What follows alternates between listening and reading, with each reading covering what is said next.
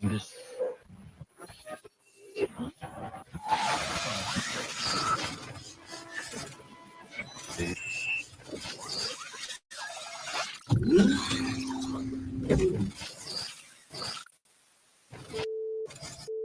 Welcome to your awakening. Please take care as your reality is adjusted.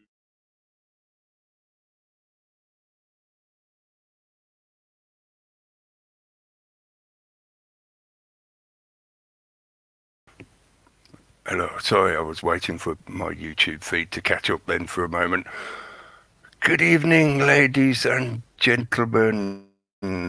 Welcome back once again to another edition. Oh, waiting for that to catch up again now, getting a little bit of lag. Another edition of Sol Excalibre this moon day evening, just gone the 8 p.m, 2000 hours, 8 p.m. GMT. Yes. Right, let me get my screens together. Thanks for joining us. Greetings, salutations, well met, fellow, hail. And I've already said good evening, ladies and gentlemen, haven't I? I'm sure you can get the usual. Oh, and click in. Too many screens and too many multitasking attempts. That was the wrong one. Click that one. Hopefully we'll get back in. Okay, yeah, I am still in the room. I thought I'd clicked the wrong button then and accidentally left the studio, which has happened before. Yes, anyway, welcome back once again. We're going to be talking about a popular subject at the moment.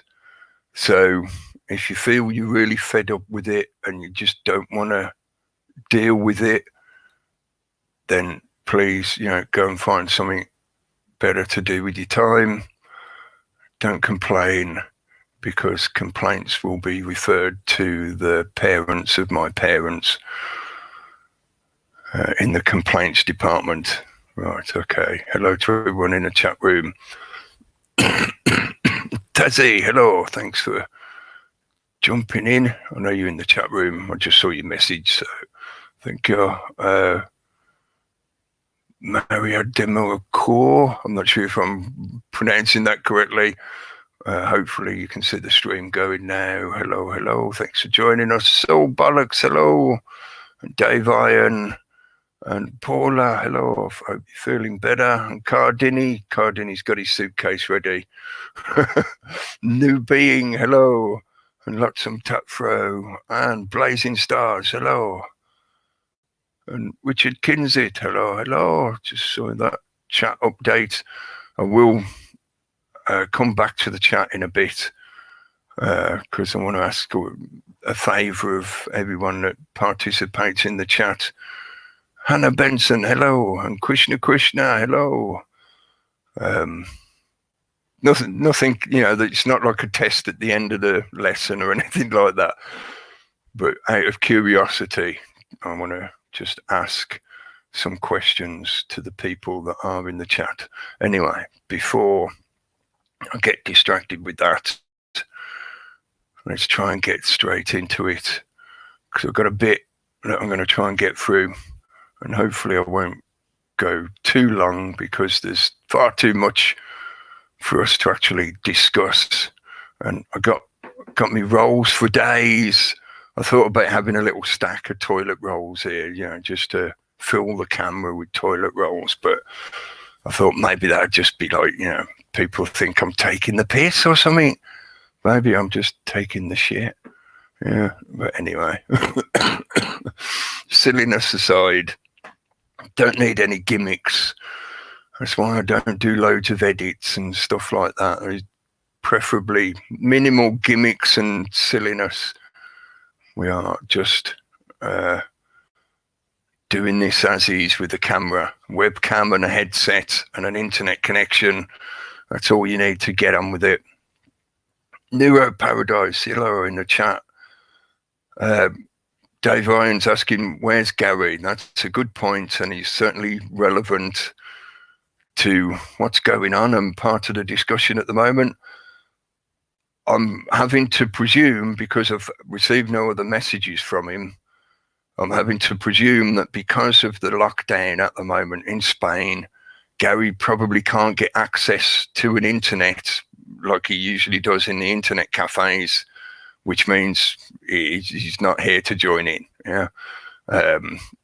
How exactly his situation is going at the moment, I've got no way of knowing, because I only got some communication methods with him. And as I say, I haven't received any messages from him. So I'm having to presume that that's what it is. He can't get access to the internet at the moment. But yes, I am going to be talking about the coronavirus stuff again. Nothing in particular of the, kind of speculative esoteric connections about the crown and the crown virus, and they are taking over your thinking, your crown chakra, while at the same time they are systematically degrading and pulling apart the royal family here in the UK. And that is an archetypal icon of the old world paradigm of hierarchy. Because even though allegedly she has no power anymore, which is another cover story they indoctrinate most of the public with, there is still that relied upon and reinforced perception that the Queen, because she's the living monarch at the moment, and the royal family are that representation of hierarchical structure over the nation state of Great Britain, but it's also implied worldwide, with the Commonwealth and just the way the royal family are portrayed globally as part of that propaganda output. They represent the old world order of a hierarchical control structure. So the fact that they are being systematically pulled apart with various stuff, which I'm not going to go into because I think people are quite aware of all the stuff that's been happening around them over the past several months. That's part of the archetypal theatre play that they are gaslighting most of the public with at the moment. They are invading, infecting, and destroying that crown like a virus.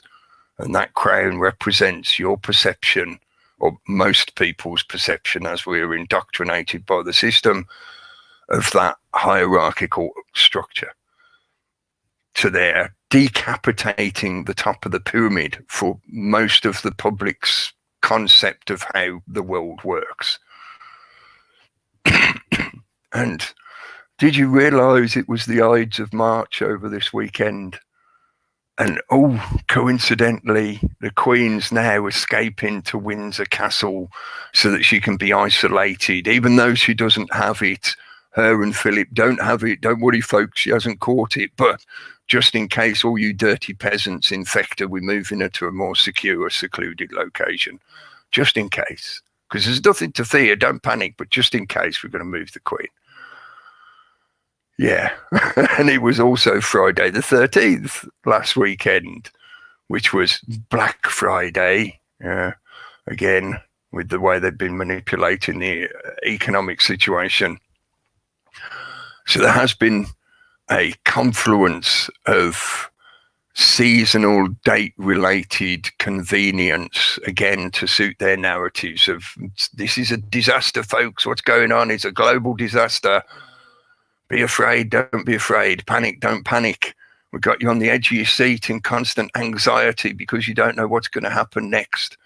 So you are subliminally, subconsciously hooked into listening to everything we say to you. So you get the latest news. So you know what's the number of deaths at the moment. So should I panic yet? Oh. Yeah, I ranted about that kind of thing last week. So I don't want to go over it again. I'm just using it to sort of get into the main topic.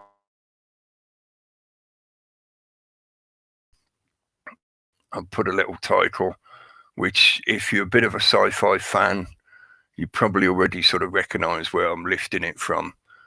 The subtitle this week says, "The Year the Earth Stood Still."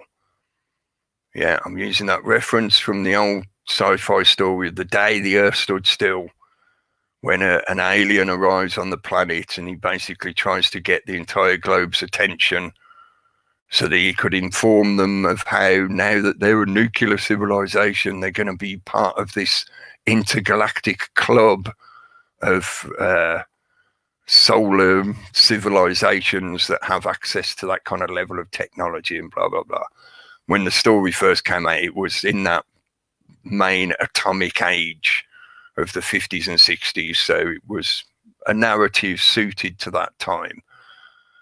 But my main point in referencing that is it was this agent of a sort of super, how could I call it, supranational, supergalactic, super solar institution like the UN that was coming in and saying, hey folks, you all got to start acting like a global village now because you've got this level of technology, therefore you have to think globally.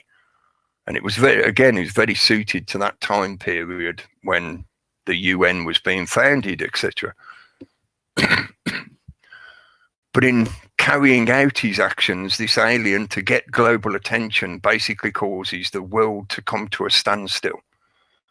He interrupts our technology such that cars stop running, machinery stops operating, our technological marvels, the machinery, the appliances, etc. Remember at that timeline, you know, talking in the 60s, not the internet, but the technology is interrupted, and he used that to get the attention of all the globes, the national leaders all around the globe and the populace, etc. And it just seemed appropriate to me that that is very, very akin to what they are doing right now, have been doing for the past few months.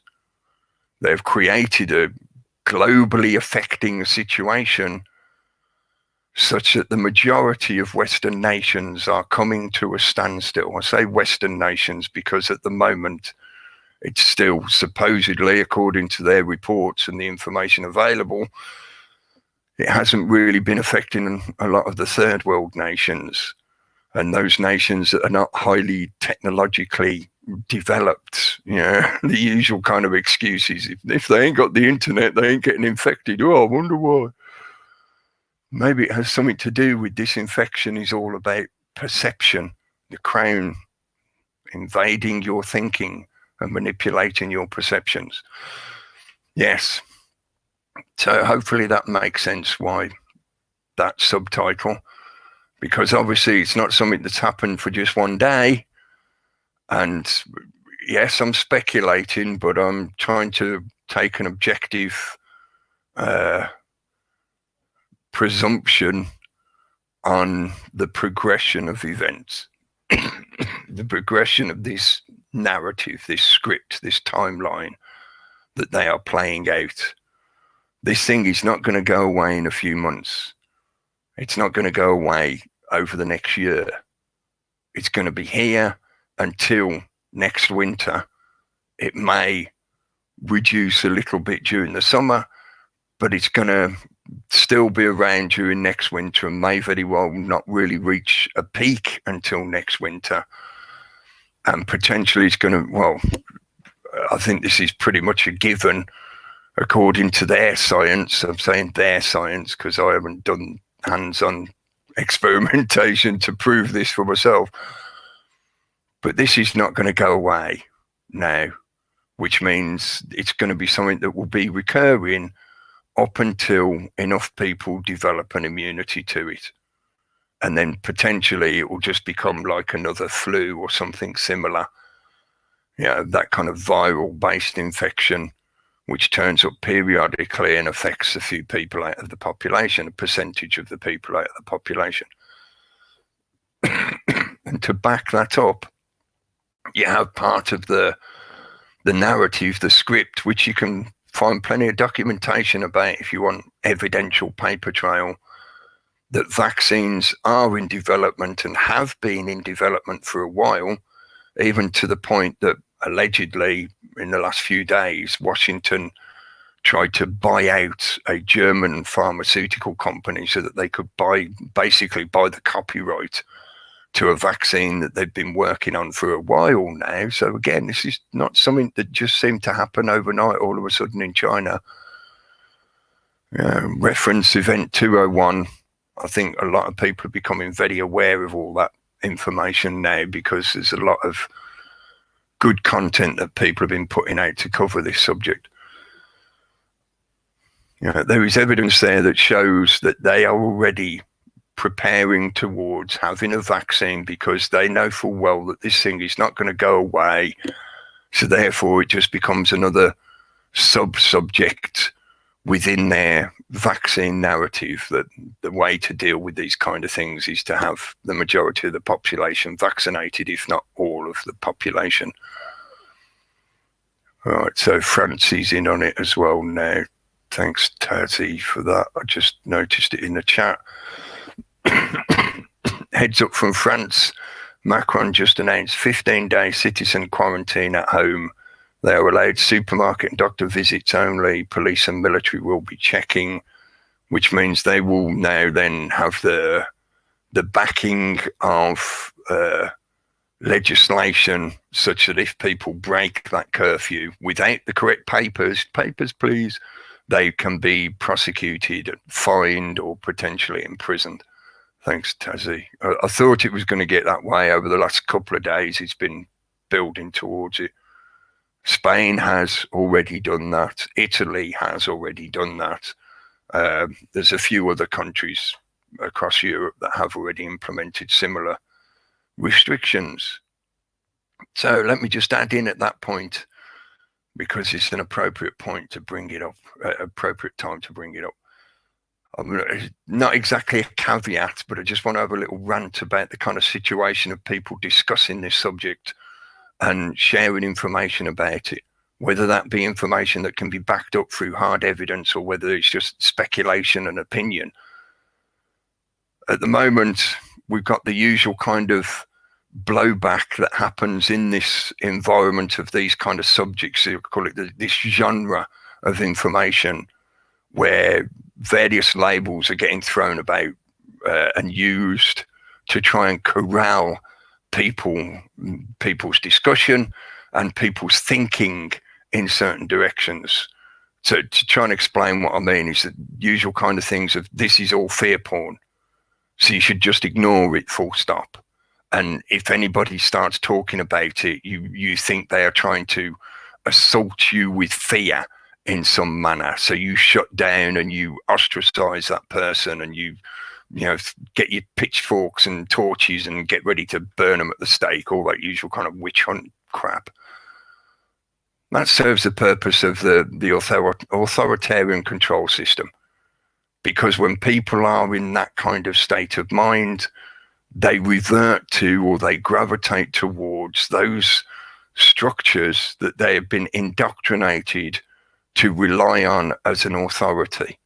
So in other words, the more that happens amongst people in general, the more the populace will gravitate towards an authoritarian or authoritative outlet of information, which means metaphorically it's equivalent to building the walls of the Ministry of Truth. Yes, some people are talking speculatively about things. Some people are just expressing their ideas and opinions on what might be going on and what the causes might be, etc. That doesn't mean you have to perceive it as fear porn. Often the accusation of fear porn is used simply because the person saying it, the person uttering that phrase, is afraid. So they don't want to hear any more. That's like the little kid when the dad reading the storybook to the kid and he gets to the scary bit where the heroes are faced with imminent danger and doom, and the kid sticks his fingers in the air and says, "Stop reading now, I don't want to hear anymore." That is the equivalent of what many people do when they react to, "Oh, that's fear porn, I don't want to hear anymore, I don't want to talk about it anymore, I've heard enough." If we can't, like Bruce says, if we can't get to the realization that courage does not exist in the absence of fear, then we're not going to be able to sift through the information and make any attempt to discern the false evidence appearing real, the fear and the fear propaganda and the manipulation utilizing fear that is being used by the very system itself to manipulate people with this situation, then we're not going to be able to make any progress, full stop, because we'll just be doing what the system wants, which is running around like headless chickens with our fingers in our ears, even though we're headless, metaphorically, saying, I don't want to hear anymore, it's scary, oh, I'm afraid, I don't want to listen, I don't want to look, I don't want to know, I just want to stay in my bubble, be safe in my safe space bubble. The system knows people react like this in general, so it plays on that. The system itself is more culpable of outputting fear porn than the majority of independent or whatever journalists you want to call them, alternative news, whatever. And a usual caveat, yes, of course, there are scam artists out there. There are people that profit from fear. The marketeers who just want to sell you toilet roll at exorbitant prices because they're profiting on the fear propaganda. Or people that want to sell you a concoction that supposedly will cure you and blah, blah, blah, blah, blah. I know the majority of people who tune in to listen to me rambling are well aware of this kind of stuff. And they have developed a thick skin and a critical thinking perception that allows them to pick through a lot of that crap.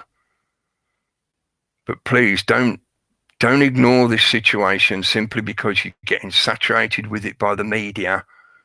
Therefore, you get fed up with it and you shut down and you stop looking and listening because you think, oh, they're just pushing fear, they're just pushing crap, or it's all a hoax or whatever. As I said last week, and I think the past few weeks, even if this thing is a hoax or not, look at the results that are happening based on its justification, based on the narrative that they are pushing. The system would be quite happy for us to endlessly argue about where the virus came from, what it is, and blah, blah, blah, the details. But the reality is that they are implementing things, they are implementing changes in the way society operates, not just legally and commercially and industrially, but also socially, psychologically. They are manipulating behavior. Here in the UK, they have in one way or another a few times over the past couple of weeks let slip that they are relying a lot on behavioral modification. I think Bojo pretty much says it himself verbatim in one of his announcements last week when he's talking about washing your hands. And he makes mention of how, you know, if we can't really make use of behavioral modification to get people to be more careful and think about stuff and wash their hands, for example. So they are utilizing behavior modification. So they're changing the way you live by messing with your thinking. So utilizing their propaganda via various media outlets, the internet primarily. In this modern age, it's primarily the internet that provides these kind of services to manipulate the people's thinking en masse so that you are more inclined to go towards what they are building and the way they want you to live. Do a quick screen share, which is appropriate for at the moment, because what is it that they're wanting you to live? I used this the other day as well, last week, I think. Remain indoors. This is just a little clip from an old comedy show where they do this skit. I mean, there's a lot more to these particular episodes and whatever. They do this little skit where they have a game show that takes place after some kind of major catastrophe has happened, which they just refer to as the event. And they, you know, it's a comedy show, so they make jokes out of the fear that most people are in of recalling the event and remain indoors and all this kind of social dystopian control infrastructure that is implemented, where the populace is still quite happily tuning in to watch a game show. Very much like the Hunger Games kind of stuff, but it gets the point across. And especially now, as things have progressed, as I've talked about in recent weeks, I said it was going to get to this kind of stage. Well, I can't screen share that until I've actually got it open and on screen. Where are we, that one? Yeah, keep yourself amused while I'm talking to myself and multitasking at the same time. And hopefully you can keep yourself amused without a screen for 2 seconds. He says, hypocritically opening your screen for everyone to look at. Yeah, I just took the main page on the Daily Mail today, and lo and behold, when I opened it up early this afternoon, this was right on the front, as it were, as the front page on the Daily Mail website. This is now Boris announcing the next step. They've talked about this since last week. Boris seems to have this habit of foreshadowing the next step. In last week's announcement, and this is partly what I talked about last week as well, that they were going to do this kind of thing. In last week's announcement, he talked about how they will probably ask elderly people to self-quarantine, and they are asking people to avoid general interactions and, work from home if you can and stuff like that. And now the next step, they are directly announcing that they are asking you to avoid social contact, but at the moment it is still a request. Note that in the language that he uses and in the reports, there are no direct orders yet, unlike the situation as it has developed in Spain and France, and obviously Italy's been happening for a while now. But this is him foreshadowing that in the near future, it will become an order. And there will be police and probably military in certain places, in certain cities, etc., where there will be this order to restrict interaction. At the moment, it says avoid social contact, but at some point it will become an order similar to other countries where, unless you've got the papers, permission, unless you've got a very, very good reason that they'll open the gate and let you through, you ain't going anywhere. You have to remain indoors and avoid contact, stop interacting with other humans. This is something that is not coming, possibly. This is not speculation of something they might do in the future. This is being implemented now and has been incrementally, gradually implemented over the last few months. I'll leave him on the screen just for a moment because it's appropriate for what I was going to say next. Now, hopefully, I know, again, the majority of people that listen to these kind of broadcasts are quite aware in this fashion, but think back a little bit further than just a couple of weeks. Make use of your memory, and please recall how in not so distant past we had a lot of cultural media propaganda that propagated. That's what propaganda does. It propagates ideas. That propagated the idea of eugenics and a mass culling of the population. I'm referencing a subject we talked about a fair bit, probably quite a few months ago now, but I'm referencing that cultural media outlet of the superhero movies where the main bad guy has come up with this really short-sighted idea, which I could dig into maybe in a minute, comes up with this really short-sighted idea that if he gets this super-duper tech glove that he can find and put together, he can click his fingers, make half the population of the entire universe disappear, and therefore the quality of life and the survival chances for the 50% that remain will go up. So in other words, there's too many of us. We're overpopulated. We need to get rid of some of the population to make room for those that remain. Yeah, there's a lot more in terms of cultural media and foreshadowing, pre-programming propaganda that's been going around for probably the last couple of years at least. It's been building up and building up and building up to the point where when they presented in that major blockbuster movie that narrative of the bad guy talking about how we need to get rid of get rid of 50% of the population, it became a major talking point on social media of, well, what do you think? Well, the character's name was Thanos. What do you think to Thanos' idea? Should we get rid of, are we overpopulated? And they deliberately encourage that talking point. And in doing so, they're implanting that idea into the public's consciousness. So they are foreshadowing the concept that a mass of the population is going to disappear at some point for some reason. Are you prepared for it? Are you thinking about it? By thinking about it, you're preparing for it.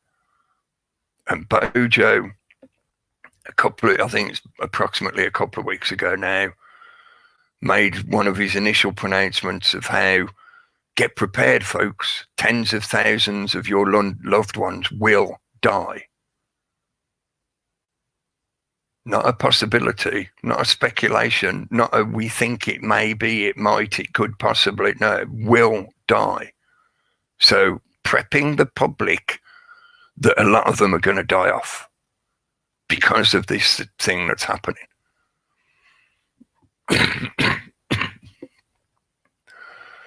I talked about, I think in last week's or the week before, about that kind of, again, foreshadowing of, he was basically letting everybody know that this is how they're playing it. So I could quite happily liken Bojo to Thanos. He's not the kind of evil super genius that the character Thanos is in the storyline and the mythos of Marvel and blah, blah, blah. But he's certainly the mouthpiece that is telling the population that some of them are going to be killed off. Some of them are going to die off because of this, whatever it is, virus, superpower, technology, whatever. Some of you are going to die off. There's going to be a mass die-off. So I'll quite happily call Bojo Thanos. Bojo is Thanos. Yeah, they used cultural media, in other words, what is supposedly fiction, to put a eugenics ideology concept into the public's mind. They analyze the feedback data to, how are people taking it? Are they reacting? Are they, are they panicking? Are they going, what the fuck? What are you talking about? Why would you want to do this? No, they're chatting about it. They're considering it. Oh, right, okay. So now we can have the politician puppet come forward and make pronouncements for the corporatocracy, because he is just the mouth of Sauron. He's the mouthpiece of the corporatocracy. He's not the super evil genius that is plotting all this crap. He is just a puppet, a muppet. He's a flesh golem. The corporatocracy is using him to make the same announcement, to prep the public of like, oh, well, roll the dice. Hopefully it won't be you, but probably somebody you know, one of your relatives, they're going to be dying soon. Are you ready? Get ready. I didn't call it this when I talked about it in previous week's broadcasts, but over time thinking about it and watching how it has developed the way I don't want to say predicted, but I was speculating in the other broadcast, the way I thought they were playing it out deliberately. Here in the UK, they have been deliberately dragging their feet. Now, I'm quite aware that there is potentially a hypocritical conflict here, where I would normally be one of the people that's talking about how we don't want a dystopian police state control system. But at the same time, if you're talking about controlling a virus, then we need to talk about having control of the infection rate, which means controlling movement and interaction and stuff like that. So yeah, there's a dichotomy there, and hopefully we can walk a balanced line between that potential dichotomy. But he's being used to make this pronouncement now.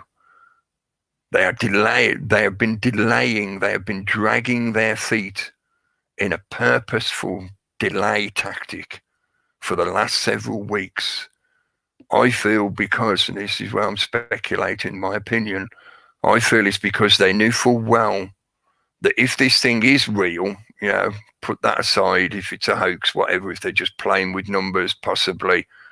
But if it is real, and it is the virus, the way they describe it according to their science, then they could not stop it. It is pretty much impossible because the movement of the virus is airborne, it stays alive, stays active on surfaces for a length of time, etc. It's fairly easily transmissible, which means the likelihood of true containment is very, very low. So how then do you deal with the situation then if the likelihood of true containment is pretty much impossible? The next option in terms of this, viral outbreak, a sickness, an illness, a plague, etc., is you utilize methods to burn it out. Controlled burn. You deliberately allow it to run its course, but within a semi-controlled situation. So similar to what a lot of other countries have now been doing, they start quarantining entire cities, entire regions, and now for some places, entire countries are basically in shutdown. But the worst stage of the progression and the transmission has been pretty much allowed to happen. I feel this is what's happened here in the UK, and I think it's true in other countries. Certainly the USA seems to be doing exactly the same process. Bojo and Trump are pretty much the same archetype that there has been put in position as that puppet to be used by the corporatocracy. So the fact that they're both playing out an almost identical script is like, well, it's that Anglo-American alliance thing going on again. So they've been deliberately doing a controlled burn. And as part of that, they've been utilizing the propaganda. I'll turn his face off now, because I think we've sort of got the point about him doing his paper shuffling. For a while now, they've been using the media to propagandize the public with some classic gaslighting techniques of, we will prove to you that you are the gimp. It puts the lotion on its skin. Panic, don't panic. You react to my carrot on a stick. When I put out the fear porn, you run to the store and reveal your hive mind programming by buying stuff that you've subliminally been instructed to go out and hoard. I thought about in the subtitle put in the year the earth stood still, and then in brackets put in and shit itself. Because the fear virus has caused people to go out and panic buy toilet roll. Why? Because they're shitting themselves more than they normally do. Why else would you need to suddenly buy so much toilet roll? Because subconsciously, subliminally, they put that idea in your head that you are so afraid that you're shitting yourself. What do you do when you're shitting yourself? You need more toilet roll. I'm not having a go at people prepping and making what I myself have argued sensible choices of stock up, have a few weeks worth of food at least, have a few weeks worth of your supplies, etc. But the panic buying result is indicative of that modern media perception control. Ignorance is strength. And that ignorance is revealed by people shutting down and not being able to deal with the fear porn effect of that media saturation.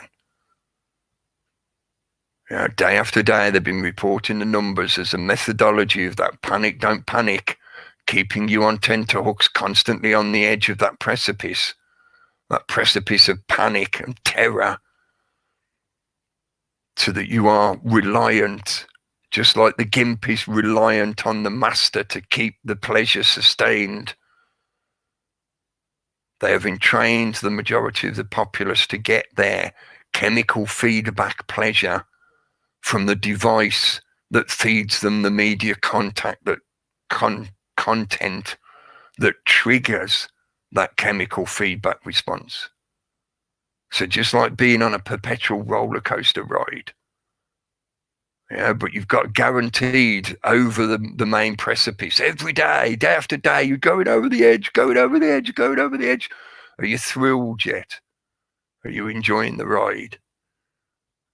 Because they know that even though you may be consciously thinking, actually, this is making me fucking worried, this is fearing me up, because look what's happening, look what they're doing next, and now this is, now that's a... But that fear creates a chemical response in your body that affects your thinking, affects your rationality, and is used to manipulate your thinking, so that, just like I'm using that fetishized example of the gimp, but just like the gimp, you fall into that Stockholm syndrome of believing that the master is your ultimate God and provider of all things required.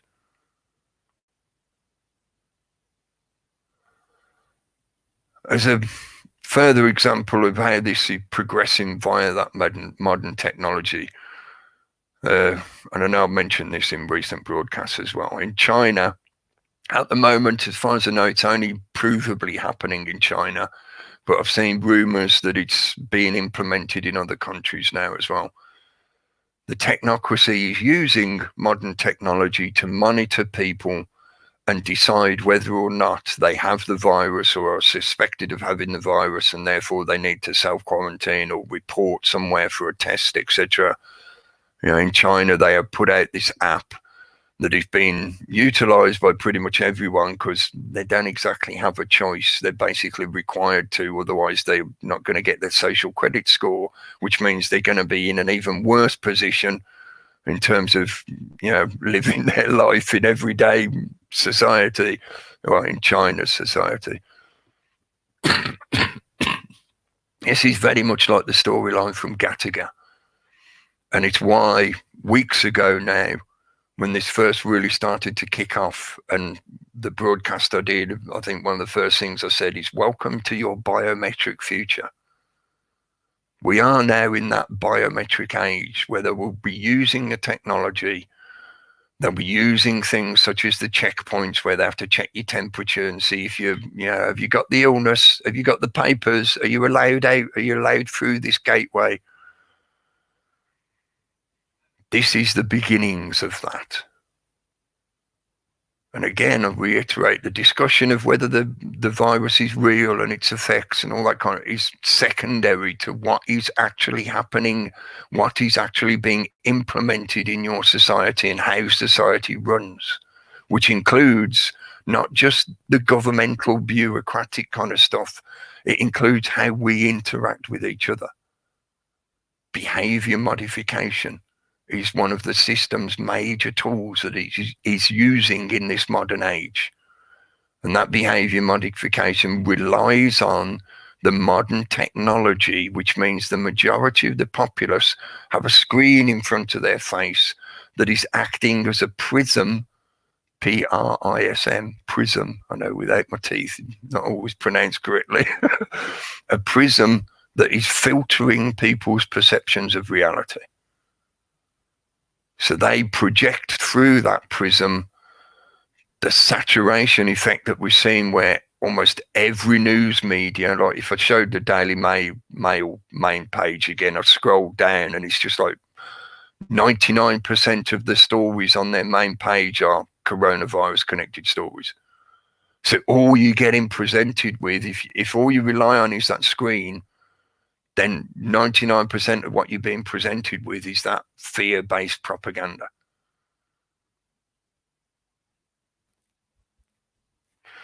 Now,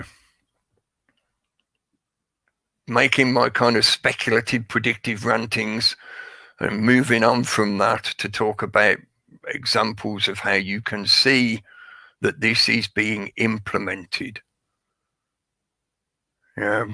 Arguing ad infinitum over the details and whether it's real or not, it's not going to change the fact that they are utilizing it. They are utilizing the narrative, the script, to implement changes in your society that will affect your life. You can be ignorant, ignorant is strength. You can be ignorant to all the news about the virus and whatever, but then you go around the shops because you run out of toilet paper and, oh, you can't get any toilet paper.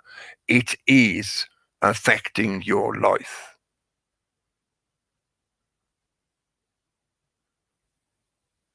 Really Graceful did a video yesterday, I think it was, or I saw it yesterday anyway, talking about the number of CEOs that have recently resigned or retired or stepped down in some manner. Beelzebub Gates is included in this number now that he's stepped off Microsoft's main board. There have been quite a few CEOs and other, not necessarily CEO positions, but other, quite head positions, top level positions in industry and in politics and in sport that are stepping down or retiring. Did they have insider knowledge that something was going to be happening at the moment?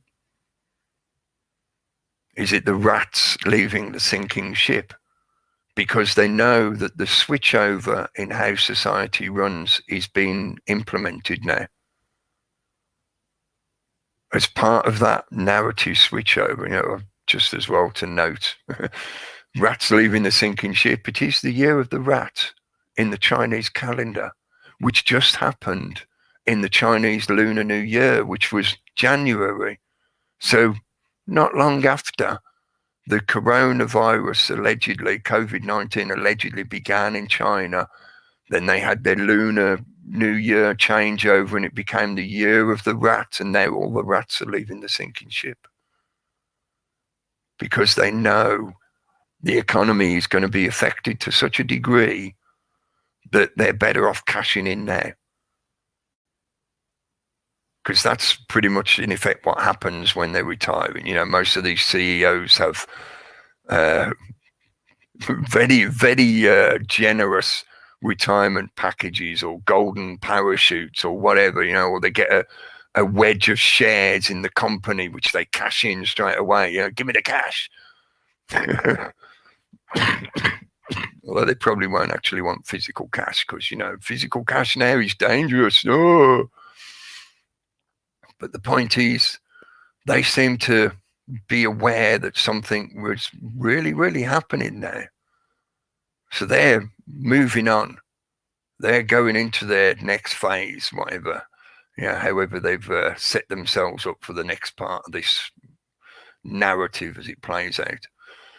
As part of that as well, I'll mention, this is more relevant to the USA, but it's going to have a similar and a knock-on effect all across the world. The Fed in the USA has dropped interest rates supposedly to near enough zero. I'm not sure what they mean by near zero. I didn't see the actual figure, but them dropping the interest rates is a major implication on the world stock markets. And at the same time, they're still carrying on with the quantitative easing. This time it's something like $700 billion that they're injecting into the markets. Gold and silver value is up. The oil situation is still a bit shaky. The oil price is still a bit shaky.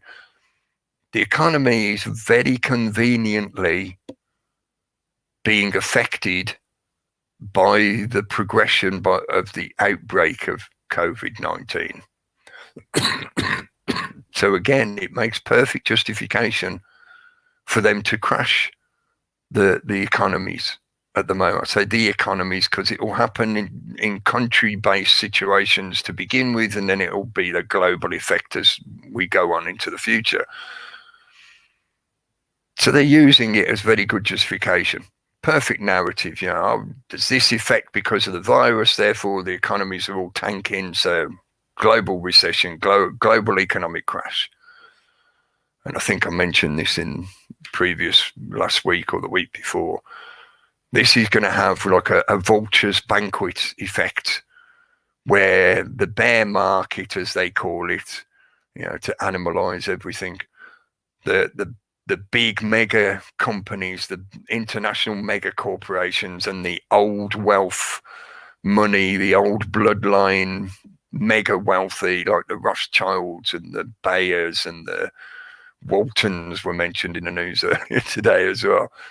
Yeah, they're going to sit there and they'll watch as all the shares go down, and then they'll start hoovering them up. And then there's going to be this kind of economic crunch vacuum feedback effect, because the majority of the middle class will be pushed further down. The majority of your living standards will drop again. Yeah, they're trying to reach a global equilibrium. So your living standard has to balance out to the living standard of somebody in India or China or Africa. So there'll be this global low standard of living, a globalized low standard of living, with a minimum wage though. Don't worry. There will be a minimum aid package that is given to you by the global government.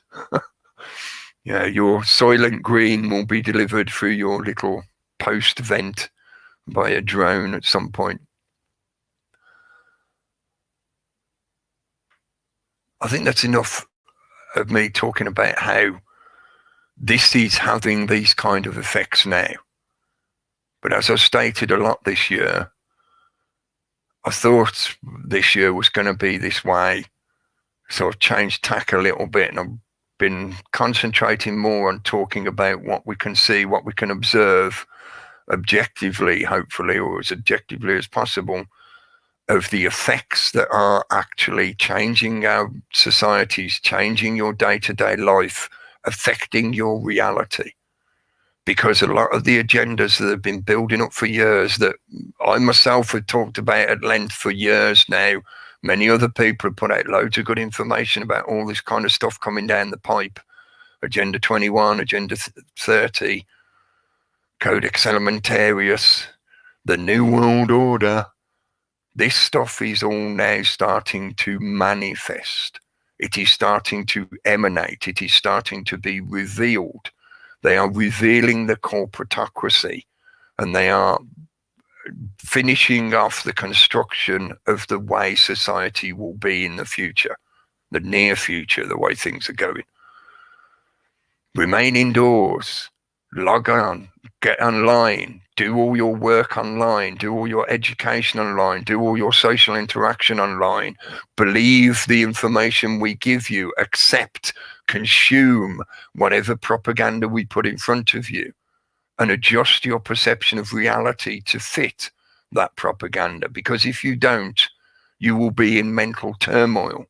You will be considered mental in some fashion. You will be labeled as having some kind of disorder because you don't just accept what you are told.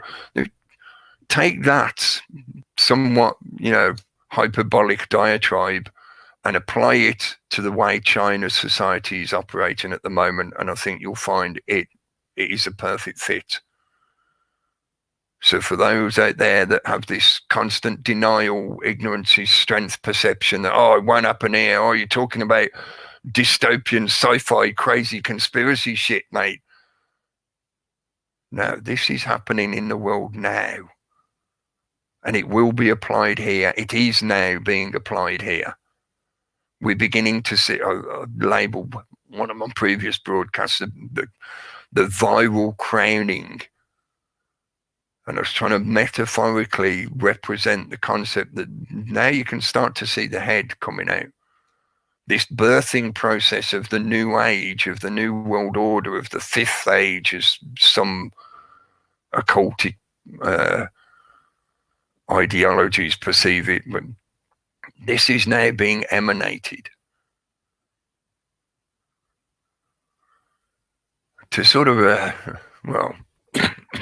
as I've said multiple times now tonight, just to reiterate once more, it's not exactly a caveat, But if you think this, what I'm talking about and the way I talk about things, these ideas and information, whatever, is about fear mongering or fear porn, and please just go and do something else with your time, because you're missing the point.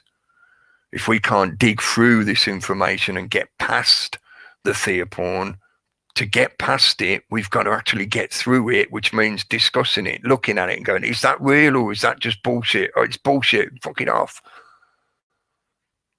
The system wants people to be in a state of learned helplessness, which means you end up relying on that master relationship that the government will sort everything out for you. Bojo will tell you what you have to do next.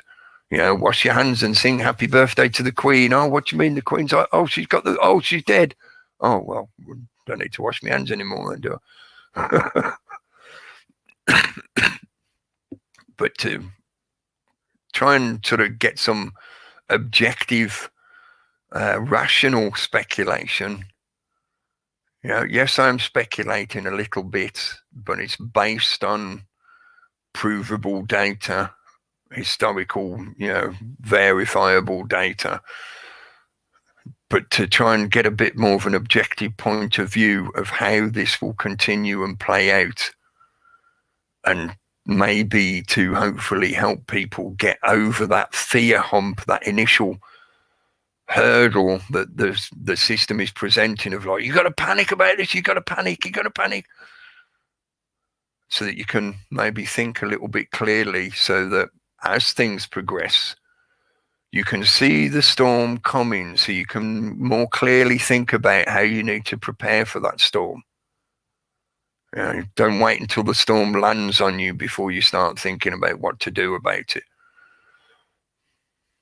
This virus, supposedly, according to their figures and what they claim about it, has a mortality rate of anywhere between 2%, and in the most extreme cases, I've seen people talk about 15%. But some of that, I think, is based on internet speculation and, potential theories about how it is much worse in certain places in the world than they're telling us, and it's a major culling of the population and stuff like that. But let's say 2 to 15%. Based on that mortality rate, the general infrastructure of your nation will not cease to function based on that mortality rate. So even if this virus hits fairly hard, you're not going to lose the basic functionality of society. If you've got 100 doctors, and at the worst case scenario, 15% of them die, that means you lose 15 doctors. You've still got 85 doctors left. I know this sounds mercenary and callous, which is why I said it, objective, rational thinking about the situation, so that hopefully you can have better discernment to base your decisions of what you do next on. Yeah? Even if it is bad, the general way your society is, the water, the electricity, the supplies in the shops, the toilet paper on the shelf, even in a worst case scenario, those basic functions of society will not totally disappear. They will be interrupted. They will be curtailed for periods of time. But with some sensible preparations, a little bit of forethought, you can be prepared to weather that situation, to weather that storm.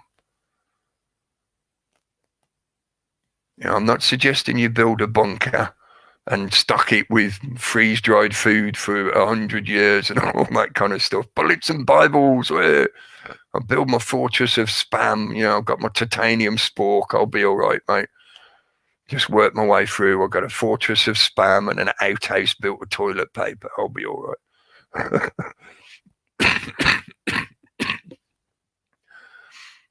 But trying to approach the situation from that kind of, yes, callous, but objective, rational, critical thinking If you think you need to run to the store and panic buy a year's worth of toilet roll because of what's happening, you're not really thinking through the situation.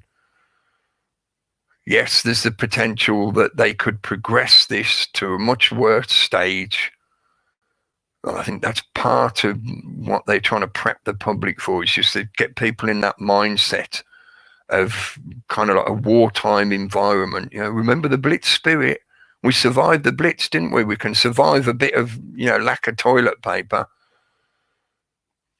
But they're prepping the public to be in that mindset where they are just acquiescing to, they are accepting that from now on, they're going to have limits on their movement.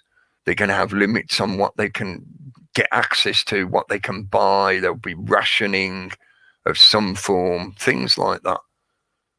But the general day-to-day of how your society runs will not stop. The health part, the health industry, the health infrastructure is going to have to bear the weight of this progression, because it perfectly suits the system to drag this out and enable all those other narratives. I know this might sound a bit of a jump, but it is correct. It is connected. I'll explain. We're beginning to enter solar cycle 25.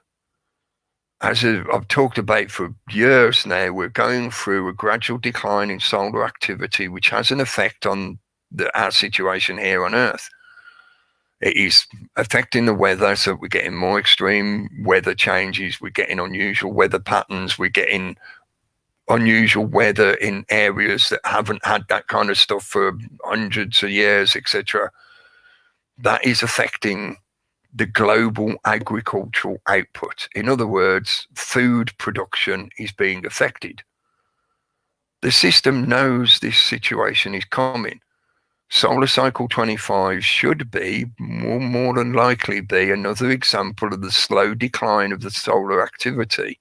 And then solar cycle 26, which will be in approximately 11 years' time, potentially, and I'm only saying that to caveat myself, potentially will be the beginnings of a solar minimum. Whether it's a grand solar minimum or a smaller solar minimum, there will be a solar minimum. And when that begins, it will even more so affect global agricultural output, which means they will have to implement food rationing and other rationing on probably energy supply, things like that. Approximately 11 years, which just happens, coincidentally, to coincide with Agenda 2030 and the timeline of Agenda 2030, and also the timeline that they have been utilizing to propagandize the youth via the archetypal icon that they call Greta Thunberg, so that the youth is prepared that by the time they're reaching 2030, the way they have lived will be quite different. 2030, there's going to need to be a lot of these changes, because if we're going to this solar minimum, the supply chain, the production in industries, etc., are going to be curtailed quite heavily, which means they're going to need more control over the general populace. Because if people are starting to struggle for their general resources, they're going to start to get a bit uppity. There's going to be more demands placed. There's going to be more riots, etc. But you've got advance warning of this stuff happening. If you can build the courage, develop the courage, as Bruce said, courage does not exist in an absence of fear. If you can develop the courage to sift through a lot of this fear porn and discern the patternation, the movements, watch the movements of the state like you're studying a dancer, to learn those dance moves so you can see where they're going to put their foot next, where they're going to bend next, etc. So you can start to see the storm coming, so you can be more prepared for it. If you, as I said the other week, if you haven't thought about prepping before, if you've always thought it's a bit silly, maybe now's time to start reassessing that thinking. It's certainly very much in your benefit to have a good few weeks worth, if not a couple of months worth or more, of general supplies stored away in your cupboard, in your pantry, whatever. Yeah. Think ahead in that respect. Anyway, that's enough for me ranting. Hopefully it makes sense of why I'm talking about the year the earth stood still. This thing is not going to be over in the very near future, not any time in the immediate future. It is more likely going to drag on and be used as a justification for a lot of the stuff we've often talked about. So please, try extending your thinking beyond the short term that the media is presenting to you. Jump in, guys, if you want. Yeah, hopefully I've got the point across without going over it more. I was going to say COVID till summer. There's a song there, is there not? Possibly. Summer song will be My Corona. My Corona. Well, it's nearly the spring equinox. A week or so away, isn't it? Yeah, about a week. Yeah. They're telling everyone to stay indoors. Yeah. Now that the sun's been out, we've had some nice sun the past couple of days. Yeah. Now we're going to start seeing more of the sun is now when they're starting to tell people to remain indoors. And there's some good evidence to back up that, vitamin D will do you good to boost your immune system against catching the virus. So being out in the sun, getting some sunlight would be good for you. It's not a lot of sense there, Cookie. That was good to just sit back and listen to that there for that hour. The first thing you were kind of talking about was minimal gimmicks required, and I couldn't agree more. If your object is truth, all you need is a webcam and an internet connection. Don't need any green screens, any mug clubs, all that sort of pish. Yep. But I mean, the things you said there, Cookie, I mean, you covered pretty much, well, most of it, all of it. Just going over a couple of things, maybe just it has reached that, and we've all felt it, and the saturation point of the media, and this interestingly Saul Bollocks and chat, mind virus, which is like what they're trying to insert into everyone going crazy with the reactions that we're seeing, and like you say, the numbers to the populations. I mean, Italy was at thousands, wasn't it? 10,000 actual cases, and then they shut down Italy. We're seeing it rise here, to about 1,500. I don't know what the latest ones are, and 55 deaths, and out of a population of 70 odd million, is it roughly something like that? Yeah, about 70. And so it seems a bit, again, it's like I've always looked at. I was looking at the stuff that the conspiracy stuff people say, the Bill and Melinda Gates Foundation, and the fact that they were running vaccines and testing of various flu vaccines back in 2019 in that area. And as you know, when you have a flu shot, what do you normally have? You have a touch of flu, and then you become probably contagious, and you would spread that to somebody else. Crazy, isn't it? And they get you to say, have your jab. It's funny how when they tell everybody to go and get their flu jab each year, and then they report how there's an outbreak of flu. I wonder why. They've got all these people. They just had their jab. They now spend the next few days wandering around being a shedder. They talk about the mass. Are you a mass shedder? That's what they're doing every time they give people that flu jab. That's when they're having the virus injected into them, for goodness sake. Yeah. And we know for years that he's been, that Bill Gates and his foundations and all of his research, and in the last 20 or 30 years, he's been pumping it into this, healing the world, banner, making the world, a better place, whilst reducing the population of, the African nations as much as he can, I think, it seems, or the sort of, vaccine damaged kids that you don't read about in those countries, and you never hear that information. and now we've got this, like I say, this world pandemic. And like I say, it is affecting everybody now. It is beginning to, shut down the nations, crashing economies, crashing the markets, the financial markets, and creating what you say, a little vacuum for people to make an enormous amount of money and clean up once all this is stabilized out. Who knows, the airline industries the holiday companies all crashing, people not traveling. Conveniently, as they're bringing out 5G and setting up 5G everywhere, and there are now commercial companies already going on the internet that can provide this kind of service, you won't need to go on a physical holiday anymore, because you can go on a virtual holiday. Yeah. So again, remain indoors, and you don't need an airline company anymore. You don't need BA anymore. You don't need Thomas Cook anymore, because you're not going to be going anywhere, are you? Yeah, it's like, go on, Days.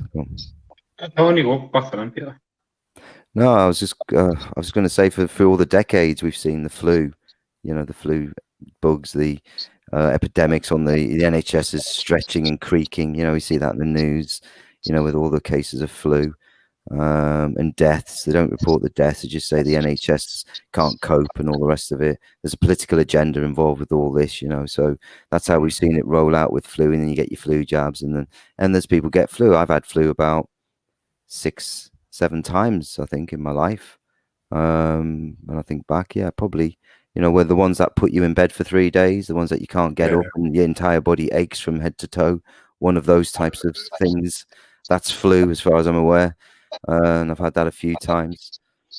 But you recover, and like you say, if you've got underlying health conditions, if you're very young, baby, newborn baby, that sort of thing, where your immune system isn't, great.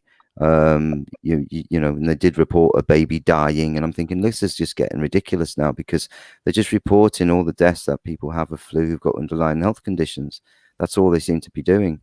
And they could do that. They could have done that every year for the past 30-40 years, but now is ripe for this type of news, as we've been normalized and softened up and turned into crazy, the dumbing down process that's been going on. Reactive to the social media, well, not just social media, but the media output. Yeah. I was talking about with that prism effect of the screen manipulating people's perception. Now they've got it to a stage where they can, like throwing a stone into a pond, they get the ripples they want.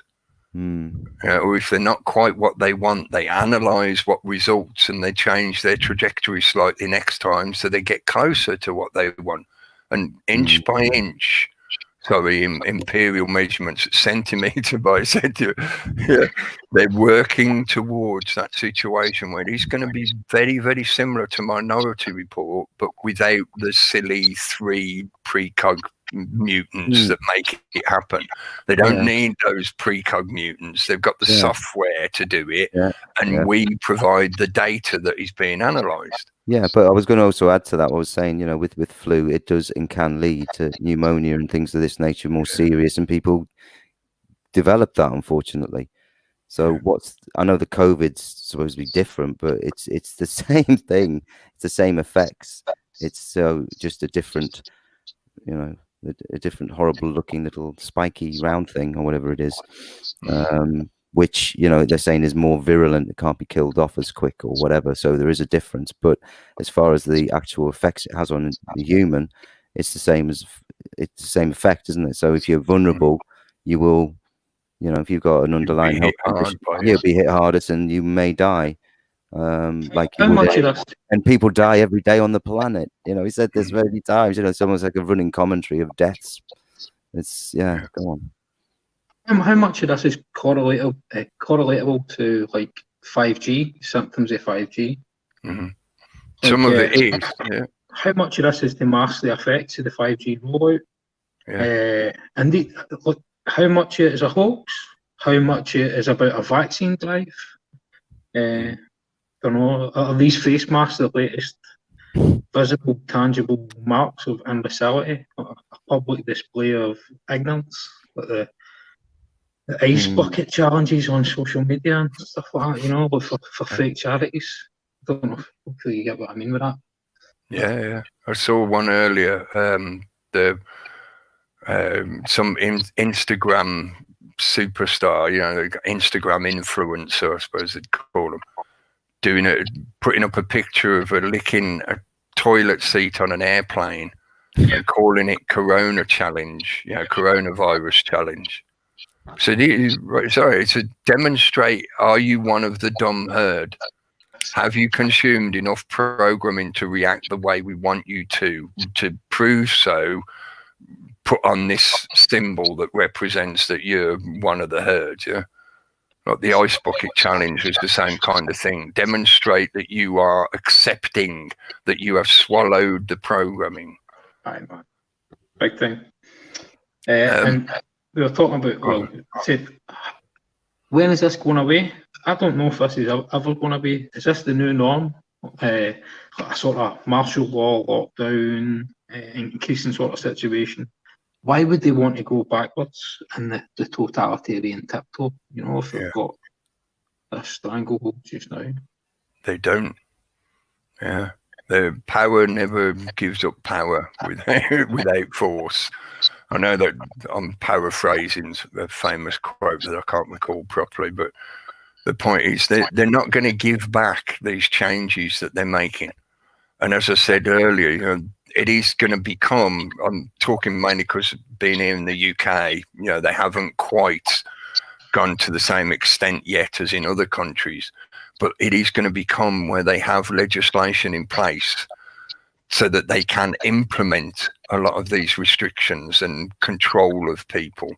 I know to a large extent they've got the legislation in place already, so they can declare the equivalent of what you call medical martial law, which is in effect what they are doing, or what they're certainly going to do in the near future. Because if you're under that kind of curfew / quarantine, where if you're caught outside without the correct reason, paper, permission, etc., then you can either be fined or imprisoned. And part of that imprisonment may be forcibly being forced to take a test and receive a vaccine if it gets to that kind of stage. Yeah, they can potentially take the legislation that far. Do we go for that? I mean, China has mandatory vaccines now. Yeah, they've been, again, reference behavioural modification. They've been nudging that direction for the past few years, so that now we've got situations where, you know, we've had airlines talking about how they won't let people on board unless they can prove they've got all the vaccines. There's schools that won't, you know, you can't take your kid to that school, your child can't attend that school unless they can prove they've had all their vaccines. That's social manipulation, behaviour modification. Yeah, as well, you know. And they've been planting those stories over time, don't they? Like we've mentioned over the years, and now you see the fruition of all of these agendas coming together. In a sense, funneling people's thinking, corralling their thinking, so that they, over time, they don't realise that they've just accepted it as being the new normal. This is just the way it's always been. What do you mean you never used to have to do that? Eh? Younger generation in particular will find it very difficult to even conceive of how things used to be, because they've been so indoctrinated by that kind of behaviour modification psychology. Yeah. Let me jump back to the chat now, because before we get too far on, I was just thinking time, so it allows some time for what I wanted to ask. Because, you know, I've ranted a fair bit about how the media is putting out all this various, you know, primarily fear-based information, fear-based propaganda. And I've sort of mentioned my own experience, like I think I mentioned it last week, about how, you know, when I've been out and about, I haven't seen anybody panicking or panic buying or anything like that. But I wanted to ask that for those people that join in the chat, or in the chat at the moment, hello, thank you for joining in. I know there's quite a few new names that I didn't mention earlier. I will do that in a moment. I'll scroll back through. But what I wanted to ask of the people in the chat is, please, if you choose to, obviously, if you don't want to say anything, don't. But if you type in the chat, if you've seen any direct result of the kind of things we're talking about, the kind of things that the press is telling everybody that, you know, this is what is happening. So if you've seen things like panic buying, have you had an experience where you've gone to the shop and certain stuff is just gone out of stock, etc.? Have you seen people walking around in masks? And I know it's somewhat dependent on where you live, because in some places this progression is more advanced than it is in other places. So, you know, obviously in China, a lot of them are walking around with masks on. But I'm just curious to see, or to ask for that kind of, you know, direct experiential observation of the people that come and listen in, tune in. Yeah, well, Emancipate says it's 100% legit in Oz. So, and I've seen it round here, and you know, the shelves. Everyone's bought the pasta and cleaned out other foodstuffs. And apparently, I wasn't there myself, but people tell me in work today that there was queues outside the big Aldi stores, and people were there and before it opened to go and get all their bits, and 2 trolleys worth, you know. So yeah, it's having an effect all over, I think. I mean, I've seen it here, and it's not a massive, huge place, not a big city. So imagine what the cities are like. I imagine it's a bit crazy, and that's where they get you fighting, isn't it? And yeah. Hello to Lowlands Pete. He says none of that here. You're in Denmark, I think, aren't you, Pete? As far as I remember. No, he's in Holland. Holland, right. Haven't they shut the borders down now? Or am I getting? That's where I'm getting mixed up. I think with Denmark. I think Denmark said they were closing the borders down. And Alan McVicker, hello. And Uni Black Sister, hello. Cheris Rosin, hello.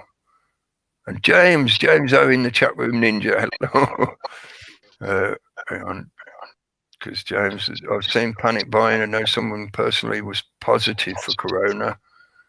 So there you go. I know, you know, one of the questions that's been brought up quite a few times in the past couple of weeks is that the media doesn't seem to be forthcoming in terms of names or, you know, that kind of evidence by naming the victims that have died. You know, it's all just been a number of the number of deaths is this, etc. But they have, the past few days, I've seen them mention people, victims by name now. I don't know if that's just in the UK press, but they have been naming people that have allegedly died from the results of the virus. Yeah, I did see that myself. There was a guy, I think he was 58, but he had underlying health problems, health conditions. Hello to New Being. Thanks for joining us. Not seeing panic buying, seeing one person with a mask. See less people on the tram. Hospital where I work have put up tents for triage outside. That's you in Sweden. So you see, this part of why I wanted to ask this is because this is not media information. And I know people could argue this is social media and, you know, people are using their online accounts and stuff like that. But I've got a high confidence that certainly a lot of the regular people that turn up to tune into this are talking from their own experience, their own point of view, their own ideas and opinions and the evidence that they've built up. And it was getting that gauge of whether you question if the virus is a hoax or real or how bad it is and stuff like that. Here is direct observational evidence, people's personal experiences of how this is affecting where they live.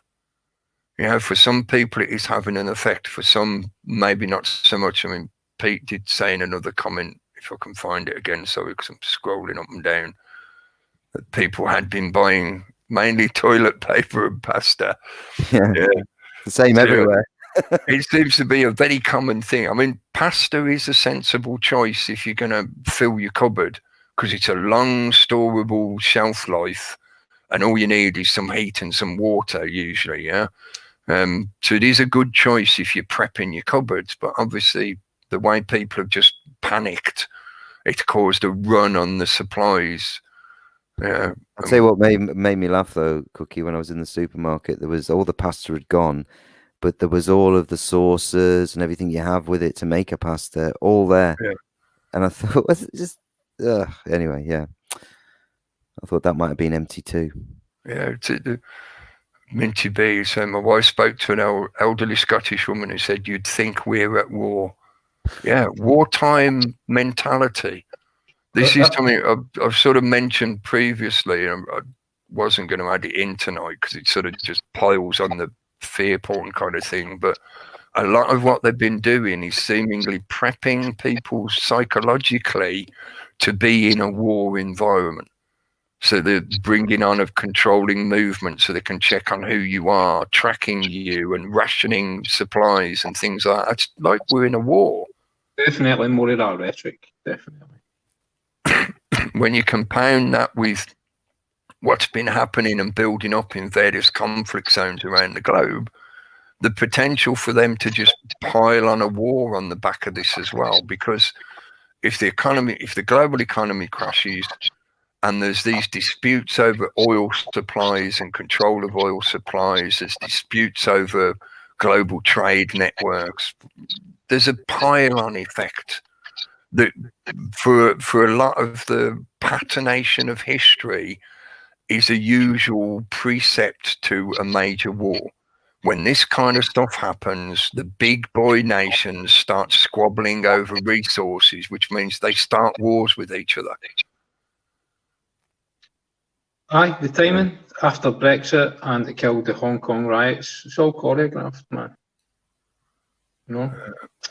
Paul is saying, yes, empty shells, but not been out, but family told me, queues with limited amount, folks in and out, too many in shop. Yeah, I know some places have been trying to implement that kind of social distancing, so they've only been letting people into stores in limited numbers, and you've got limitations on your supply, as in how much you can buy, which is literally rationing, even though it's been done under like the cover of the fact that you're still going to the shop and buying it yourself. You're having a limit on how many you can buy is rationing. Yeah, it's just you're doing it yourself rather than the government delivering a ration supply to you at your doorstep. That's the only difference. Hello, Linda Cloud and Dot. Didn't see you sneak in there, Dotty. Hope you're all right. And yeah, St. Patrick's Day was cancelled. I guess that's probably going to have more of an effect. Certainly, I know in Ireland they were trying to enforce that kind of restriction on social gatherings, like going to the pub and whatever. And I bet in America it's going to affect a lot of the gatherings that happen on St. Patrick's Day. That's all been cancelled, yeah, all that. Has it? Yeah, I think so, yeah. Well, yeah, I was looking at Taz's comments. Yeah, people forget, don't they? And this is all good for that, isn't it? It hides all this out the way, and people are too busy, like I say, worrying about the virus. Yeah. She says, I'm reading them out just in case people aren't seeing the screen if they're only listening. Tazzy's saying it's the coming legislation I'm more worried about. And is the FBI still looking for Prince Andrew and Epstein didn't kill himself? Yeah. Yeah, a lot of that is conveniently being swept along by the storm that is the coronavirus storyline. You know, everything else is getting pushed into the wake, and a lot of people are forgetting about all this stuff that's happening. Because I know, I said to you guys before we started, I know it's very easy to say that this whole thing is a distraction from other stories, and that because the media is saturating it so much, you should avoid it because, you know, that's what they want everybody to be talking about. In general, I would agree, because often when we've had this kind of situation, it has just been stories in the media. But now, and again, this is why I wanted to ask people in the chat, we now have with this situation direct, provable, on the ground evidence of how this is affecting daily life. People in general, day to day, people in their daily lives and how your society runs and operates. This is having a provable effect. Whether you believe the virus is real or not doesn't matter. What matters is you go to the shop and there's no more toilet paper. That's a direct effect on your life. Yeah. I suppose whether you believe, well, how much credence you put into the 5G sort of connection. Either way, it's an act of faith to believe in whatever narrative, because you can't see the virus or the germ, and you've been asked to believe in an invisible enemy, essentially, either way. Yeah. It reminded me a lot of the end part of Jeff Wayne's War of the Worlds, where he does his little narrative. I know it's like in the end of the book, where he's on about who would have believed that the alien race would be brought down by something so small and insignificant as a virus. Quite. I know H.G. Wells was very much one of the narrative engineers of the 20th century, but even so, that little bit in the storyline is prescient of that fearing the phantom, something that you can't see. Not without technology, like with a microscope and whatever to look for it. You can't see this stuff, yet you're afraid of it. And that suits the system very well, because they can just stand anywhere and go, oh, the danger is here, the virus is here, run away, run the other direction. You don't see anything. You're like, what? It's just an empty field with some guys stood in here. What's going on?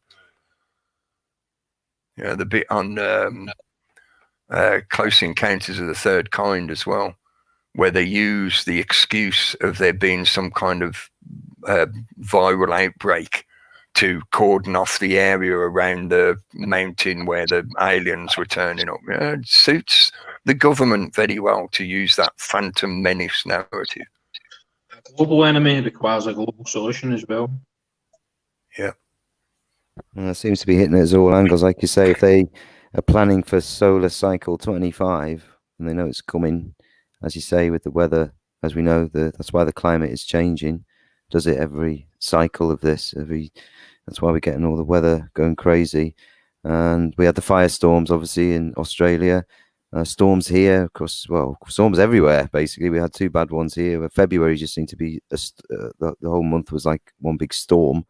And yeah, as I said, the virus now. So Linda Cloud, hello. Limiting us. Sorry. You're right. Sorry, I was just reading a comment saying, smacking my cleaning service, I count on people travelling about. So you see, again, direct effect on people's day-to-day lives. And yeah, Ron Malcolm, hello. So if I miss you out, sorry, way I'm scrolling up and down the chat to try and grab people's comments, etc. I'm sorry if I miss people out. I'm gonna I'll try and say hello to everyone as I can. But just to read out Tazzy's other comment, food crops are down from previous harvests and solar minimum is not going to help this year either. So grow what you can if possible. I think that's sort of like the second stage of prepping, as in if you've never done this kind of stuff before, if you've never looked at that kind of information before, and now you're starting to realise, well, actually, yeah, it's probably worth me having a few weeks worth of food in the cupboard.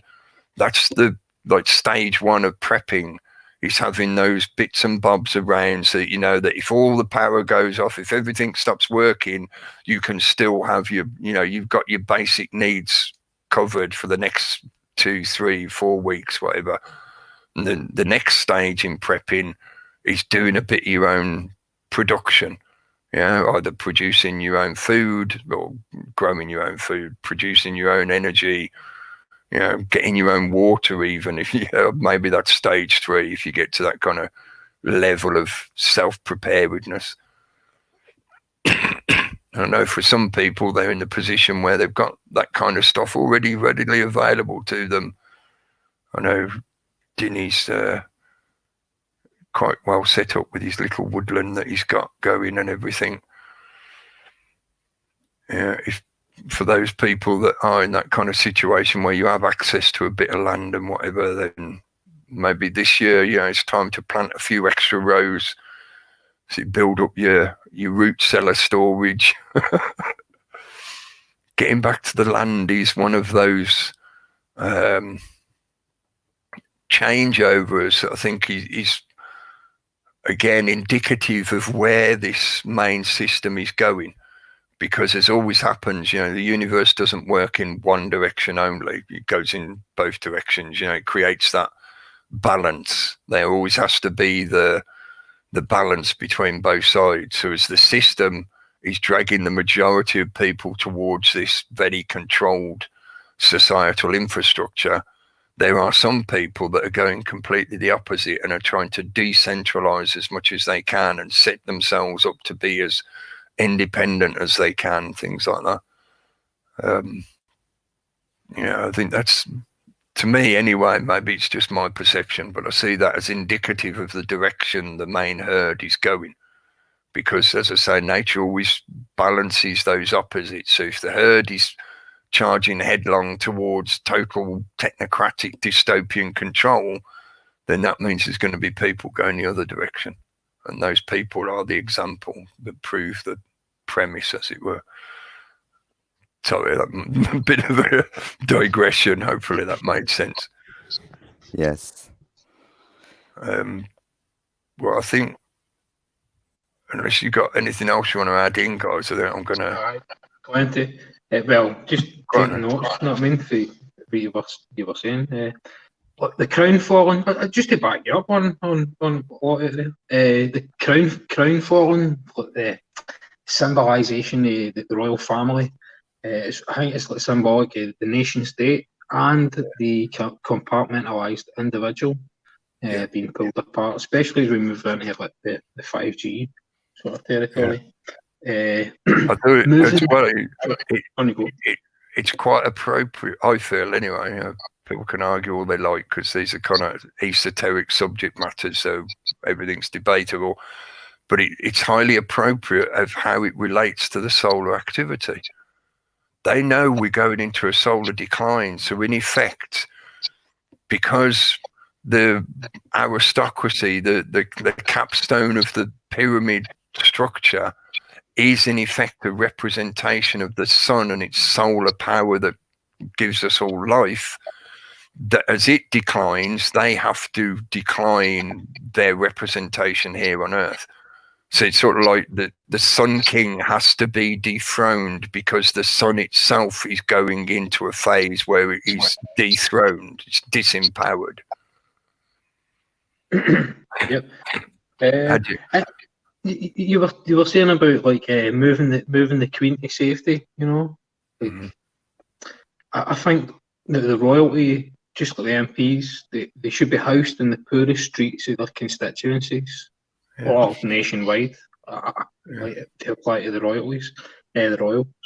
They should be subject to regular drug tests and PET scans to help determine psychopathy as well.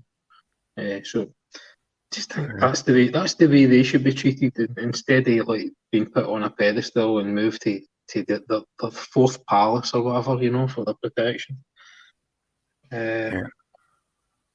Let me just read out this other comment from Taz. Taz is on the ball tonight, posting comments. Hotels are being commandeered for potential hospitals, especially the ones next to airports for quarantine purposes.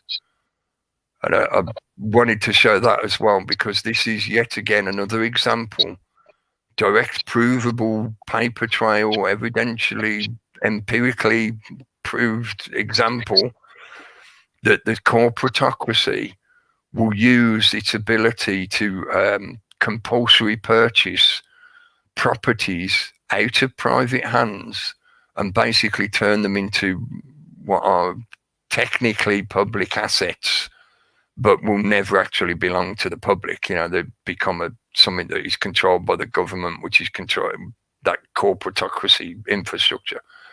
But that's something that's been happening, I know, here in the UK and in the USA, and probably in other countries as well. So they've been using their powers based on the narrative of there is an outbreak, therefore we got to do something about it, blah, blah, blah, blah, blah, to compulsory purchase properties out of private hands. You live in a corporatocracy. This idea of the democracy and your vote makes a difference and stuff like that. No, they are now revealing They are externalizing the hierarchy. That all those rights that you think you have can just be taken away overnight. Yeah, and all your property. Yeah. All that stuff that you think you own. In the UN, in the Agenda 2030 ideological concept, there will be no property. You don't own that home. It can be taken off you if they feel they have a reason to. Well, we know, like say, in the time of war, they've done that, and they'll do that in the time of contagion. Yeah. Any mass, civil mass emergency, they then just do what they want and use that as the excuse. There's a little tip. I mean, IKEA, Neuro Paradise is saying IKEA has lamps and pots for indoor growing without light. I know it's IKEA. IKEA. Hopefully you can find other places where you can purchase them from. Go to the little independent shops if you can. But the point is, if you want to set up your own little growing place, then there's a tip on where you can find bits and bobs to start. Yeah, there's plenty of other brands available, folks. Put in the usual kind of marketing caveat. Well, I want to wind it up early. I know it's not much early, like 10-15 minutes earlier than usual, but at the moment I feel it's appropriate. Hopefully I haven't oversaturated you with too much other stuff that makes you feel afraid or panicky. Don't panic. They don't like it up them. It's all okay. Learning to build that muscle that is your cognitive ability, your critical thinking ability, and the courage to actually deal with a thought that you might find uncomfortable or frightening. You've got to be able to deal with that fear so that you can analyze the information, consider it for yourself, and then draw conclusions from it if you feel there's something to get from it. And in this situation, as we're progressing, you're going to need to do that. If you want to help yourself, obviously you can just fall back on the government if you want to, but that's very much what they'd like. So please don't see this as all just fear porn. It absolutely is not. Hopefully you can work your way through a lot of the crap that they're spraying in our direction every day now, and give some consideration to what you're going to be doing next. Get yourself prepared. Help those people within your family that may not be able to, like elderly relatives, things like that. As consider your neighbours and your local community, etc. All the usual good stuff that people say to sound morally wonderful and whatever. But the point is, the system will quite happily grind forwards. However many of us get consumed in the process, they don't give a fuck about. All those CEOs resigning, as I was speculating earlier, did they have some kind of foreknowledge that shit was coming down the pipe and they were stepping aside before it all got a bit too crazy? The government in the long run just sees you as numbers on a page that it has to balance. As Bojo himself proved last week when he said, get ready, folks, tens of thousands of you are going to die. So they're not really going to provide the kind of help that you may expect from them. For people who are really stuck in the programming, they may think that government's going to save everything and whatever. And you've got to start thinking about things for yourself and taking preparations for yourself. So please use it as an exercise to build that muscle, and don't just accept all the bullshit that they project at you and all the alternative media and whatever else, the talking heads on YouTube that just talk about stuff. Don't take me as an authority. This is not legal advice. This is not health advice. I am not a life coach. I don't believe in that crap. But I don't know how else to say it. Please, keep thinking for yourself, folks. we should hopefully be on Wednesday night with reality chat, as long as we're not all shut down. I mean, we might get quarantined, but I'm prepared to be quarantined. I've got my supplies set up. I want to go out and get some sun, but you know, we'll see what happens in the coming days. Now that they've made that official announcement here in the UK, requesting that you enact social distancing and avoid contact and blah, blah, blah. That means I'm highly confident that within the next week to 2 weeks, they will start announcing orders. It will no longer be a request. It will begin to be an order. So, yeah, maybe I will get quarantined at some point because of my COPD. They might say, oh, you've got to stay at home because you're one of the people that's susceptible to this stuff. But that means I'll be here, so I'll be able to log in, etc. Well, yeah. I'm going to say if I am quarantined, there'll be a lot more reality chats coming, maybe. I don't know. Not just the Wednesdays when I can fit them in. Yeah. Let's see how we go. But I'll definitely be back Wednesday. We'll be on Wednesday, yeah. That's a good one to leave. Mascara Snake. Hello, Mascara Snake. He said, Winston Smith, who's the main character in the novel 1984, for the people who don't know. Winston Smith always wondered where the next decent razor blade would come from.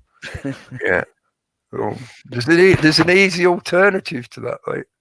As long as they don't ban beards, of course, you know. Beware the bearded ones. They might ban beards. That might, I know I'm being silly, but that might be a thing because of what they say about masks that don't seal around beards. They might say that if you've got a beard like mine, you just can't go out because you can't wear a mask that properly covers your face. You know? Neo Dog, hello. Thanks for joining in the chat. Thanks, folks, for joining us, giving us your attention for approximately a couple of hours there or so. Please, you know, keep yourself informed. Don't get feared out from it. Don't believe all the hype. Don't panic. And we will see you again soon. Steve Tagoose should be on Thursday night as well with the mystery show.